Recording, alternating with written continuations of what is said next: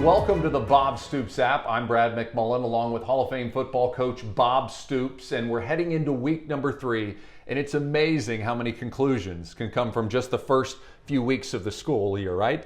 Absolutely. Everybody wants to define the rest of the season by what happened in the first 2 games, and it doesn't work that way. But it's fun to, now that I'm in the media, I can overreact That's right. as well. So let's talk about some teams. All right, so surprise teams so far here in 2021. You've got UCLA, Oregon, Arkansas, your team, Iowa, Virginia Tech, and BYU. Let's talk first about UCLA. Chip Kelly. Let me say this, though. I was all on board last week, the first week, on Texas. We've got the tape, right? Yeah. So, and Michigan. Well, yep. Michigan held up, and I think they've got a different look. But I said I'm expecting Texas to have a strong year, and that was only in week 1. I said it, and it happened in that game, and then it didn't happen last week. But right. Give Arkansas credit, too. Sam Pittman's done a great job there. That may be someone else to talk about who's hot and really doing well, because they're coming off a really good year a year ago. So Sam Pittman's done a great job there, and I guess we're going to have to keep the question mark on Texas. So I'm taking back my week 1 comments if that's possible. I will say this. You did talk about Thompson being the quarterback and liking his mobility, and when he came off the bench, he did score 2 touchdowns for them, but really surprised at how well Texas played up front in week 1 and how poorly they played up front in week 2. They couldn't run the ball, they couldn't throw the ball, and defensively there was no pressure on the Arkansas quarterback all night. He had plenty of time. I believe Casey Thompson's going to help him. I really do. He's got experience, he's older, he's got mobility, and he throws a really good football. So I think that's going to give him a better chance, and then we'll see. But the physical part up front, we'll just have to see how it goes. But now you led me into UCLA and Chip Kelly. But you were all over Chip Kelly in the beginning, saying how great he is of a coach and that they were going to have a good year. I mean, you got that one right. And everyone overlooks when Chip took over the program. I found this out this past week. He only had 56 guys on scholarship when he got there, and to go through spring ball. That's a small roster. So little by little, he's built up the roster. I think now with some seniors, super seniors, the guys, because of COVID last year, allowed to be back, he's over 85 scholarships. I think he's around 95. Yeah. So he's got a strong team, and Chip's a great coach. I really think a lot of Chip as a coach, and so they're doing a great job. And I tell you, I saw firsthand Oregon. So the Pac-12 is in the hunt now, be a playoff team, very much so with those 2 teams. Oregon, I said before the game on the show, I said, if you want to be a big dog, you come into the horseshoe and you win. The last time Ohio State was beat there was OU and with Baker Mayfield, and they were a playoff team. But Oregon went in and they won in a strong way. They didn't luckily win. They beat Ohio State, and I saw them firsthand. C.J. Verdell, their running back, 160 yards, was quick, strong, physical presence both sides of the ball. I thought they did a great job on defense. So on and on.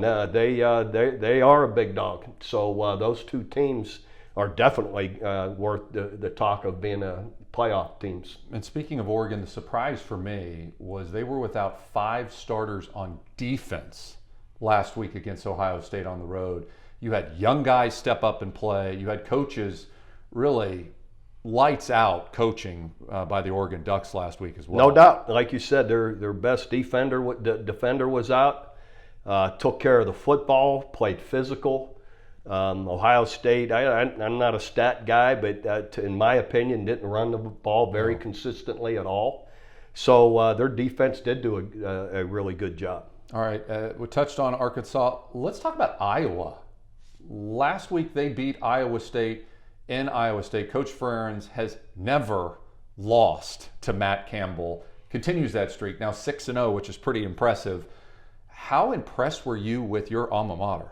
Very impressed, and I wasn't surprised. They're a good football team. Defensively, they're as good as there is in the country. Each and every week, they show it over and over. They've got a streak now of maybe 26 straight games where they have not 25 points or lower that they've allowed. So consistent success. Offense very balanced. They don't put too much pressure on their quarterback. They take care of the football, and when they do, they're hard to beat. And they beat Iowa State handily, and at their place. And so Kirk Ferentz, his staff, Brian Ferentz, his offensive coordinator, has done a great job, and Phil Parker, their defensive coordinator, has done an awesome job. So excited the way they're playing, and they're definitely a contender for the Big Ten championship, and the way they've played so far. That defense, the pressure they put on Brock Purdy was legit. He wasn't comfortable at all behind center. That was a great job. Let's talk about Virginia Tech. Former Oklahoma quarterback Justin Fuente, the head coach there at Va Tech. The Enter Sandman theme song kicking off when they played North Carolina. They knocked North Carolina off in their first game.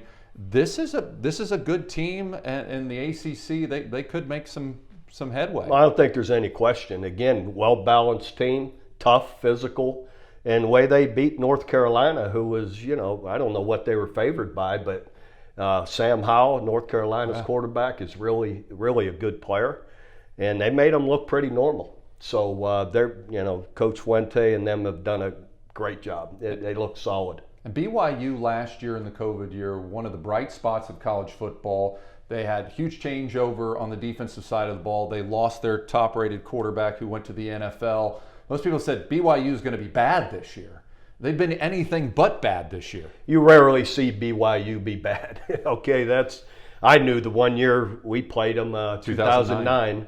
The first game, I thought, this isn't one you want the first game, because they're playing with grown men. That's the way you describe it, is they're playing with 26-year-olds. That's different than a 20-year-old. Maybe they're not all 26, of course, but a lot of times they're mature. They leave after a year or two, go on their mission, and God bless them for what they do. Come back and they're more mature than most of the guys you're putting out on the field, and they always play tough. So they do a good job, good job. And you have to love it. Coaches always are looking for that momentum, maybe that fuel in the engine. So when you're the underdog or you're overlooked, you get pretty pumped up. Now it's different when you're the hunted. So for these teams that we just talked about, now they're expected to win. It's not going to surprise anybody for them to win. How do you kind of keep the pedal to the metal as a coach to be like, hey, you got to forget the outside noise, guys? Well, most of them, though, they're not getting a ton of attention throughout the year and year after year. They're getting positive accolades right now, but they all seem to be and should be at teams that are hungry to really finally get over the hump and be a championship team. And, so the ones that can do that will have the best, opportunity to keep it going. You can't get satisfied. What are the old saying, a hungry man is a dangerous man. Don't let that belly get full. That's right. Stay hungry. Stay hungry, gentlemen. All right, who said that? Livingston Bramble, the boxer, said that about Ray Boom Boom Mancini, my friend. All right, so those are the teams that are doing really, really well, surprising some people. The flip side of that are the teams that are pretty disappointing. We talk about Washington being 0-2, which was a surprise. LSU losing at UCLA. Iowa State, a team that both of us thought could contend potentially for a national championship, looked very average on the field last week against Iowa. Texas, what a goose egg they laid up in Arkansas. Utah losing to BYU. But the shock for me, though, was Florida State to start the year play so well against Notre Dame. They lost that game, but then against Jacksonville State to give up a 59-yard touchdown to lose, that's painful. It's inexcusable. I don't understand it, how it could happen. And that's a big gut check for Coach Norvell, that whole staff, team, to come together, or they may just splinter. But to lose a game, to an FCS team like that, but also to give up a 60-yard play when there's two people back on the last play makes no sense. And to me, that just sort of speaks to some type of losing attitude for whatever reason. Again, I'm not in on the field with them to know why. But that can really affect you the rest of the year. Some other tough ones, I thought Texas. I've been beating their drum, thinking this is really going to be a strong team, and Arkansas made them look pretty average. They beat them up, and again, I've complimented Coach Pittman in Arkansas, but there's still question marks there, obviously. So for our friends that bought the Texas is back T-shirts, you should probably put them back in the closet for at least a few more weeks. The other one, Washington. Yeah, I mean, this is 2 games. They haven't scored a touchdown. And so Coach Lake, Jimmy Lake, their head coach, and their staff, I kind of said it, I did on set this weekend. I said, this is a big gut check for their staff and for Coach Lake. Can we keep confidence in the way we go about the week preparing and getting ready for games if this is going to be the outcome? So that's, he's only a second-year head coach. So that's, there's going to be some question marks in the building that they're going to have to keep confidence in their process of how they go through the week. And I think the important part is the way those 2 teams lost. Texas at Arkansas and Washington at Michigan, they were physically beaten up front. It wasn't like trickeration. It wasn't, they got this one great play. From beginning to end, they were dominated in those games. Right. And again, that's what speaks to the physical, mental toughness, the physicality, and or have you worked hard enough in the out of season, or say in 2-a-days, have you hit enough? Sometimes a coach is really worried about getting players hurt, so you go into these early games, you haven't hit as much. Maybe you got to, not throw caution to the wind, but you'd have to hit to a certain point to be prepared for that kind of physicality when you're playing good teams. And one of the teams that's on this list, and you highlighted this in the preseason show, North Carolina. A lot of people said, hey, this could be their year. You said, hey, they're a good team, but they really shouldn't be expected to be at the national championship level, and that's what we saw in Virginia Tech. Yeah, no doubt. Same thing, I think, that you just talked about. Virginia Tech was just a lot more physical than they were, and there's no getting around that. In football, I remember being a D coordinator for Bill Snyder, getting ready to play a great Nebraska team. And he wanted to know if our 2 inside D linemen were getting beat up and knocked around, what I could do about it. For instance, stun them, move them, whatever. I said, Coach, if that's happening, we're going to get our butt kicked. And he didn't like that answer. He looked at me like, what do you mean? There's no fixing that. So if someone's more physical than you, and and it is across the board, you're in for a long day. You're just going to get whipped. Yeah, and there are some teams out there, though, the pollsters, the fans are sitting there going, wait a minute, they didn't look that great on week 1, but boy, they looked really good on week 2, or they looked really good on week 1, and, well, they didn't look so good on week 2.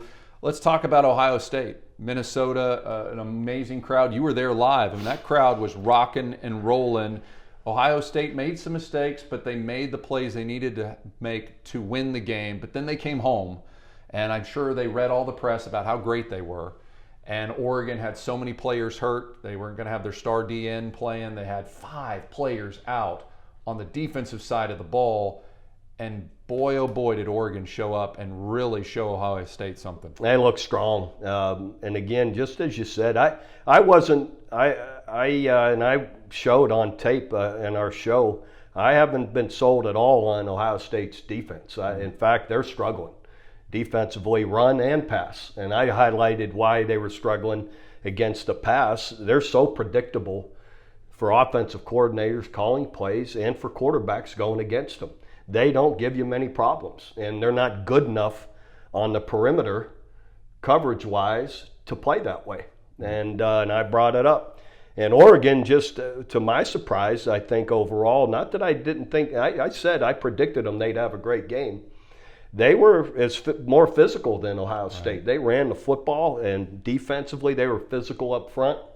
Across the board, they tackled well. So Mario Cristobal has done a great job building that team to be more physical and to play that way. And they look great. They looked really solid. All right, Notre Dame 2-0, but either one of those victories did not leave you much confidence if you're an Irish fan. Yeah, and I'm not going to talk about execution like Coach Kelly did. So He was joking, of course. and give him a break. Come Yeah. on, that was Yeah. that's be lighthearted about it. And at the end of the day, they're 2-0. they're 2-0, and they're always a tough physical team. I am surprised they haven't been a little bit stronger defensively. Normally they are. They've scored enough points to have a strong lead, but they haven't been able to complete it. They've allowed everyone to come back and fight their way back into it with them. So we'll see. We'll see if they can play a little stronger defensively. Yeah, think about it. 2 minutes left to go in the game against Toledo. They were losing at home, but they came back to win. Clemson, they play Georgia week 1. Bob has been extremely high on Georgia all year, but Clemson didn't score a touchdown in that game. The whole game. That surprised me. It did me too. Clemson's always explosive and has big play guys. And that tells you how good Kirby Smart and his defense, Georgia's defense is. They only had 5 or 6 returning starters on defense, but he also has a whole bunch of 5-star high school recruits waiting to play. I read they have 18 or 19 starters on their team that were 5-star high school recruits. So they've got great talent. Kirby does a great job with them. They've started out in really such a great way. I'm surprised Daniels hasn't played a little better. Their quarterback, I think a lot of, is a really good player. Of course, Brent Venables' defense, Clemson, is great, and he struggled against Clemson. But anyway, I just have expected him having some experience and success a year ago to have a better year. But again, it's early. But they're a strong football team. You can do that at Clemson, to Clemson at a neutral site. You're a definite playoff contender, no doubt. All right, next 2 teams on our list, both very, very talented. We're talking about Texas A&M and Oklahoma, 2 top 5 teams in the country. We'll just say this: Texas A&M has not looked impressive in their first 2 weeks. Oklahoma did not look impressive against Tulane, looked very impressive against Western Carolina in week number 2. Thoughts on those 2 programs? Yeah, Texas A&M, I really expected they have all their starters back up front and 2 great running backs that I think they were both 1,000-yard rushers. I mean, really good, explosive player. I'm surprised they're haven't been more productive, offensively overall. And they have, they've just been getting by. So we'll see if it doesn't catch them. OU, same thing. It's hard to, the last game you have to throw out. You're not going to get that again. And so it's hard to say. First of all, Tulane's better than everyone wants to think Tulane is. So let's. Yeah, they scored 69 points in their last game. Let's acknowledge their quarterback is an excellent player. Yeah. They do a really good job. A lot of starters back. So that's a better team than people gave them credit for. So it's just concerning. We only scored 3 points in the second half, and we gave up that many points, OU, here in the second half. So we've got to, as a team, the hope is for Coach Riley and the staff that his players just coming out and thinking we just got to show up in the second half and the same thing's going to happen. It doesn't work like that. Right. You've got to keep the intensity, the focus, the fight all the time and come out that way and be ready, or anyone's going to hit you in the mouth and make you look poorly. So in the end, hopefully that was the reason why, and they can correct that, and the guys will realize that they've got to keep that focus and that intensity, for 4 quarters of the game. And the last team on our list here, Oklahoma State, still ranked in the coaches poll, unranked in the AP poll. They are 2-0, but they too have not looked very impressive in their first 2 weeks. Yeah, I've been surprised they haven't been able to run the football very well at all. Spencer Sanders coming in last week helped them, and I believe he's a really good quarterback. But they have looked just pretty ordinary right now so far against 2 teams that aren't, certainly aren't high-powered teams. So we'll see where that can go. But their ability to run the football, I believe, will hurt them if that doesn't change. All right, and finally this week, Nick Saban very frustrated with the way his team played against Mercer. Do you ever remember winning a game substantially like Alabama did this weekend and was just really upset with the way your team played? Oh, constantly. That's us coaches. You hate sloppy play. You know, to me as a coach, and I know Coach Saban's this way, we're not playing against somebody or for somebody.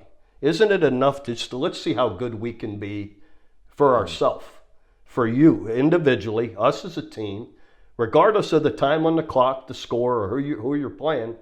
Why not just play your best? Why does it matter? You know, if you're going to go out there, play your best and don't look at the score. Don't look at the time on the clock. Who cares who's on the other side of the scoreboard? It's about competing against ourselves. And I know Coach Saban's that way, and that infuriates. And I'm that way I was as a coach. It infuriates you when you don't play to the caliber you expect to or that you're capable of. Great lesson for athletics, and also great lesson for life. Give your absolute best. Compete with only yourself, and then see what the results turn out to be. And don't forget, you can win lunch with Coach, and he'll pick up the tab right here inside the mobile app. Don't forget to register for lunch with Coach Stoops. And again, for videos anytime, just click on the video tab. For Hall of Fame coach Bob Stoops, I'm Brad McMullen.